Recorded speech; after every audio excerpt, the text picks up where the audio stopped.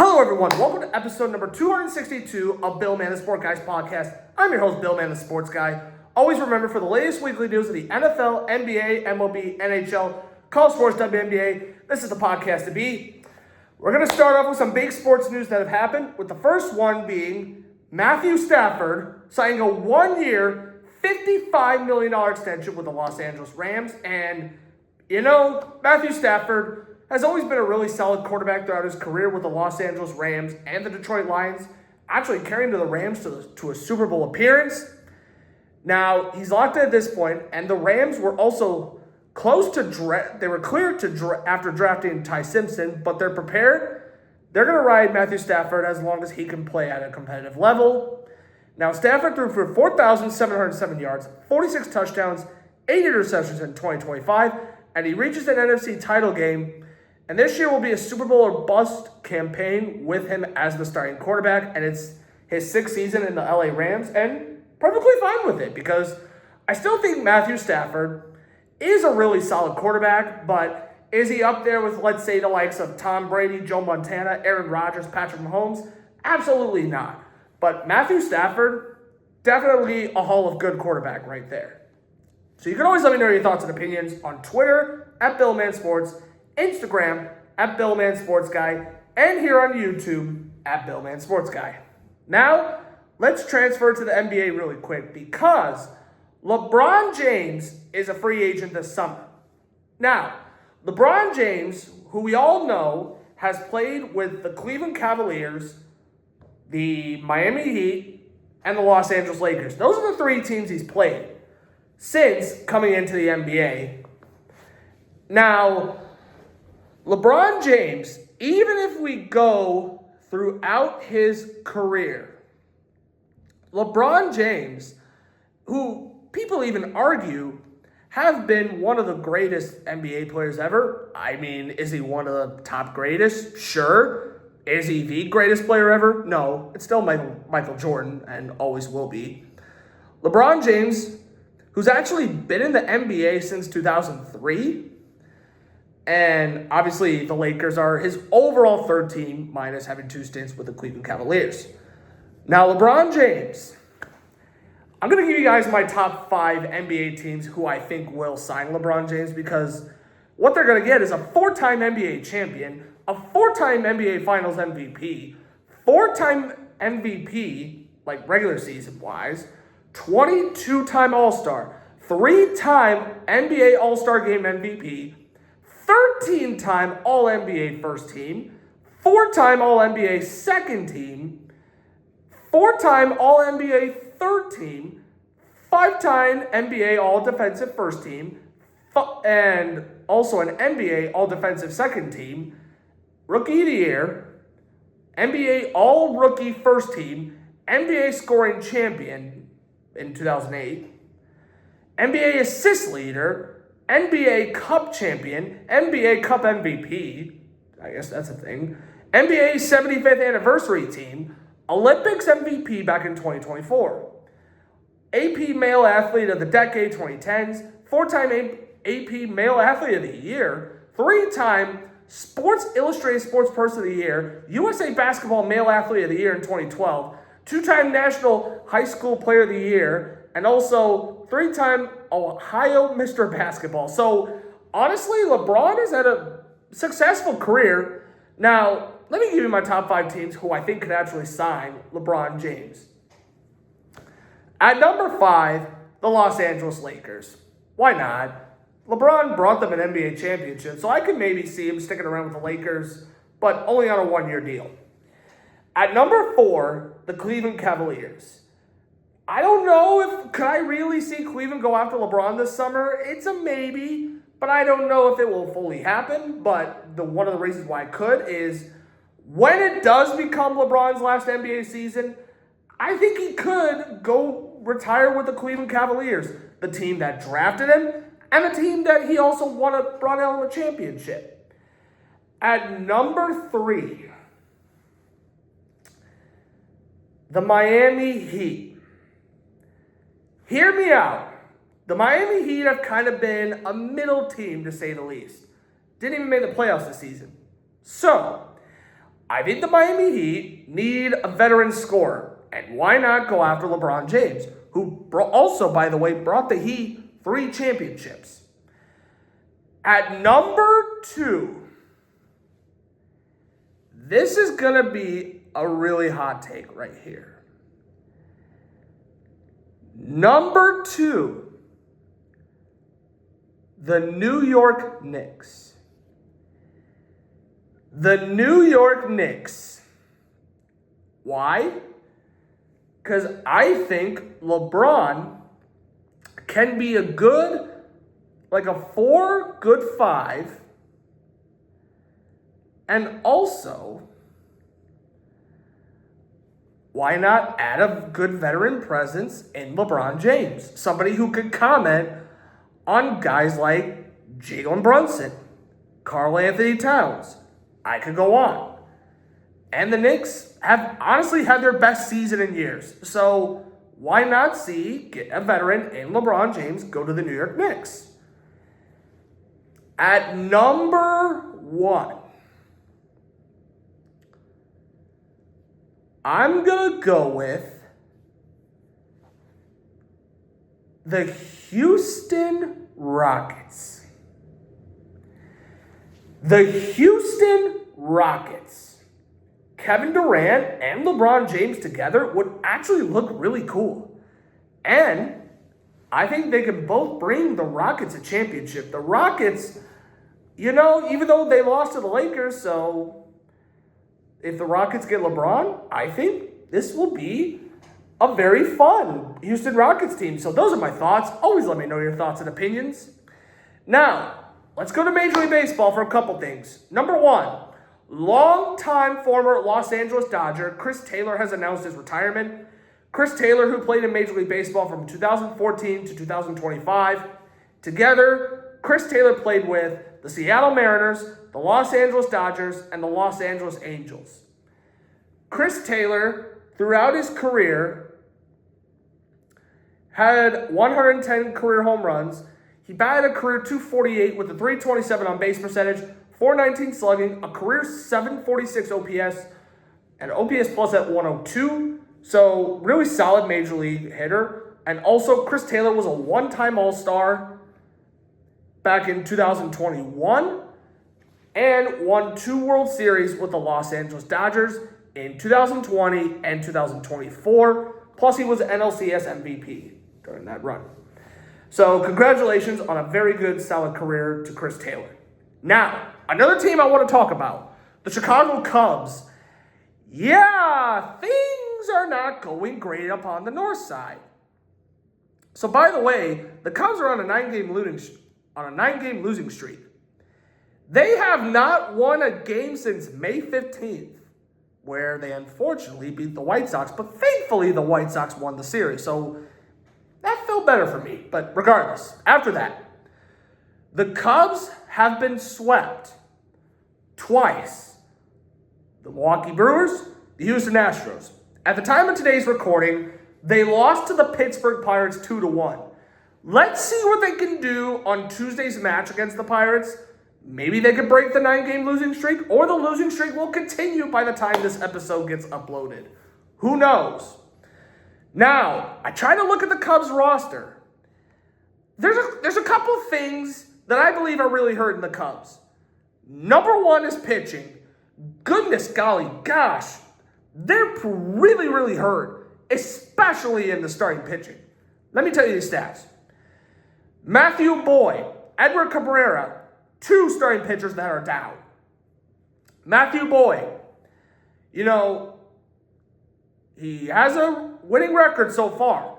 And actually, Jameson Taillon is the only Cubs pitcher to not have a winning record at 2-4. But let me tell you the ERA for the starting. Matthew Boyd, ERA at 6. Yikes. Edward Cabrera, before getting hurt, ERA at 4. Ouch. Colin Ray, 483. Yikes. Jameson Taillon, 520. Shota Imanaga, sadly, 404. Now, the Cubs bullpen has been a hit or miss. Daniel Palencia, 186. That's really good. As of right now, I think he's the only Cub that will actually make the All-Star team this year. Ben Brown, 209. Hobie Miller, 193. Maybe another All-Star right there. Jacob Webb, 291. Phil Maton, who they signed over the offseason, yeah, ERA at under 8. Yikes. Next up, let's go with Javier Assad, 588. Ouch. Ryan Rollison, 360. Not bad, but not great. You see where I'm going with this? Ethan Roberts, 073. That's not bad. Now, overall, you guys want to know who has the highest WAR among Cub pitchers? Because none of them have a WAR at above 1. The closest is actually Ben Brown. His WAR is at 0.9. And home runs, the Cubs have given up 73. That's a bit troubling. Now, if we go to bullpen, so far it's only been Javier Assad. Actually, just Javier Assad with 4. But Jameson Taillon and Shota Imanaga are 1 and 2 in among most home runs given up. Taillon has given up 17. Imanaga, 10. Ray and Cabrera, 8. Matthew Boyd, only 2. So not bad there. And then Daniel Palencia, Ben Brown, 2 combined. So from Cub pitching, it looks like, the opponents are just getting to the ball. And sometimes the control has been a bit of a problem. But now, let's go to the hitting. Now, do you guys think Alex Bregman is having a really good season, his first season with the Cubs? I hate to break it to you, he's not. Alex Bregman has only 4 home runs, and we're almost at the month of June. He is hitting .250, which is meh, but not really great. On-base percentage, .338, .346 slugging, eek. .684 OPS, yikes. Although, this is also Bregman's first season playing in the National League, because let's not forget, he's playing the American League from Houston and Boston. But, regardless. Now, let's go to some of the other hitters. Dansby Swanson, definitely not the best shortstop in Chicago. Oh, no. Okay glove, but not a great bat. Dansby Swanson is hitting .189. OPS at .638. He has 7 home runs. So, in fact, what's crazy is Ian Happ is the only Cub player to have 10-plus home runs. None of them else do. In fact, the closest is Seiya Suzuki with 7. Then Bush did hit a home run today, but him, Moises Ballesteros, and PCA have 6. Combined, that's 18. Carson Kelly, one of the bright spots, but the Cubs need to give him rest some days. Michael Bush, starting to pick it up lately. I'll give him that. Nico Horner's in a huge slump. Dansby Swanson, bad. Alex Bregman, not great. Ian Happ, okay at times. Pete Crow Armstrong, yeah, remember the Pete Crow Armstrong that I predicted in episode 251 with Matt Cozy, where I said he would do 40 doubles, 40 home runs, 40 stolen bases? Yeah, that's not looking great. 6 home runs for PCA. OPS under 7. Yikes. So overall, I think there's 2 conclusions. Number 1, offense is such a struggle outside of Michael Bush, who's thankfully been heating up lately, and Carson Kelly. So overall, even if we go off of WAR, PCA has the highest at 2.4. Everyone else except for Ballesteros is at least above 1. But if we go to the bench is not even that great. Matt Shaw, before he got hurt, looked like he was improving, but not by a long amount. Miguel Amaya, I'm just happy that he's healthy this year. Michael Conforto, not doing great. Oh, he's actually really good off the bench. OPS at 925, so good for him.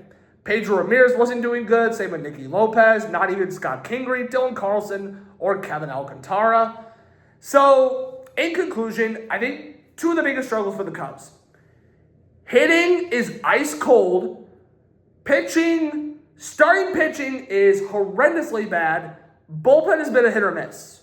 But Cub fans, reply back to the chats and let me know what you think about this. So now, let's continue the NHL streak and let's talk about two teams that did not make the playoffs this season. First of all, let's go over the New Jersey Devils really quick. The New Jersey Devils, if we go to the standings, the New Jersey Devils struggled again this season. In fact, the Devils finished with a record of 42, 37, and 3 for 87 points. They had a goal for of 230, goals against 254, a goal differential of minus 24. They were 5-4-1 in their last 10. They were 21-17-3 on the road, 21-20 on the road. Oh, the 21-17 was at home.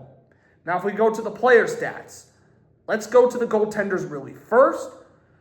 Jacob Markstrom had a record of 23-19-1 with a 307 goals against, 883 save percentage. Jake Allen, 17-17-2, 274 goals against, 904 save percentage. Nico Daws, who played 3 games, finished with a record of 2-1-0 with a 262 goals against, 908 save percentage. Now let's go to the skaters. First off is Jack Hughes in 61 games played, 27 goals, 50 assists for 77 points. Jesper Bryan, 82 games played, 22 goals, 49 assists for 71 points. Nico Hischier in 82 games played, 28 goals, 38 assists for 66 points. Then Timo Meier in 77 games played, 24 goals, 20 assists for 44 points. Then Connor Brown in 75 games played, 18 goals, 25 assists for 43 points. Not too shabby. Dawson Mercer in 82 games played, 20 goals, 22 assists for 42 points. Dougie Hamilton in 77 games played, 12 goals, 27 assists for 39 points. Luke Hughes, Jack's brother, in 68 games played, 6 goals, 29 assists for 35 points. Then Arseny Gritsuk, I hope I said it right. I apologize if I said it wrong. Anyway, in 66 games played, 13 goals, 18 assists for 36 points. Then tie between Cody Glass and Simon Nemec. Cody Glass, 70 games played, 19 goals, 7 assists for 26 points. Simon Nemec, 68 games played, 11 goals, 15 assists for 26 points. All right, New Jersey Devils fans, how do you guys get better? First of all, the division was actually really competitive. In fact, if we go through the division, the Eastern Metropolitan Division, the Devils did have a record above 500. That's good. But they need Jack Hughes healthy. And I'm not even kidding. Jack Hughes is a star when healthy. The problem is he played only 61 games. In fact, Jack Hughes, the closest Jack Hughes has ever gotten to an 82-game season came all the way back in the 2022-2023 season where he actually almost cracked 100 points. 62 in 24 and 2025. This season, 25-26, 61. So for the Devils, I believe they need to improve the goaltending because I think Nick Daws can be a really good number one. Jake Allen, solid backup. They need to move on from Jacob Markstrom. Now, contract doesn't look great. I don't know how they're going to move on from him, and we will have to wait and see. But also, the Devils need a lot more depth because, offensively, the Devils looked like they did not have one skater with 80-plus points. In fact, Hughes and Bratt were the only two that were close, with 77 and 71. So, if I'm the Devils, I think next season We got to make sure Jack Hughes stays healthy. That's number one. Number two, they need to address the goaltending in the offseason. And number three, we need to start looking at the defense on who should truly be a New Jersey Devil for the 2026-27 season. Dougie Hamilton, wouldn't shock me if they trade him. Luke Hughes, I think he could be a really good defenseman, but this season, he really had his ups and downs. Simon Nemec, I think he makes a case of being a Devil. Jonas Siegenthaler could also make a case. I could go on. So, those are basically my thoughts on the New Jersey Devils. Now, let's go to the final team, the Florida Panthers, a.k.a. the two-time Cup winner who won back-to-back. Did they go for a third Stanley Cup? Survey says no. The Panthers actually did not even make the playoffs, surprisingly. How surprising? Let me tell you. The Florida Panthers in 82 games played had a record of 40, 38, and 4. That's 7th in the Eastern Atlantic Division. They had a goals for of 251. Goals against, 276. Goal differential, minus 25. They were 5-4-1 in their last 10 games to end the season. They were 23, 15-3 at home. That's not too bad. But 17, 23-1 on the road, yikes. Now, if we go to the Skaters, first and foremost, their leading goal scorer, drum roll please, Sam Reinhart. In 64 games played, 29 goals, 32 assists for 61 points. Sam Bennett, 76 games played on his brand new shiny contract. 26 goals, 32 assists for 58 points. Not great, but not bad. Carter Verhaeghe, 77 games played, 25 goals, 30 assists for 55 points. Brad Marchand, 52 games played because he did get hurt for quite a bit. 27 goals, 27 assists for 54 points. Anton Lundell in 64 games played, 18 goals, 26 assists for 44 points. Matthew Tkachuk in 31 games played, 13 goals, 21 assists for 34 points. Eetu Lustranian, I'm sorry if I said it wrong, in 73 games played, 11 goals, 22 assists for 33 points. AJ Greer in 78 games played, 17 goals, 15 assists for 32 points. Maki Samokovic in 77 games played, 12 goals, 20 assists for 32 points. Last but not least, Seth Jones in 52 games played, 7 goals, 25 assists for 32 points. And let's also go with Evan Rodriguez for honorable mention. In 69 games played, 11 goals, 20 assists for 31 points. And last but not least, why not, Gustav Forsling in 80 games played, 2 goals, 26 assists for 28 points. Okay, now if we go to the goaltenders. Sergei Bobrovsky started 51 out of the 52 games played. He had a record of 27, 23-1 with a 307 goals against, 877 save percentage. Then Danny Tarasov started 31 out of the 33 games played, 13, 15-3 with a 305 goals against, 895 save percentage. All right, so obviously the Florida Panthers were really dominant the last 2 seasons, right? Now, 2 things why I don't think they made the playoffs. This is my opinion. And I'm always happy to hear yours out. So I want to hear your thoughts on this, Florida Panther fans. Number 1, the goaltending. Sergei Bobrovsky, in the final year of his contract, did not have a good season at all. Danny Tarasov was a little bit better, but he also wasn't really great either.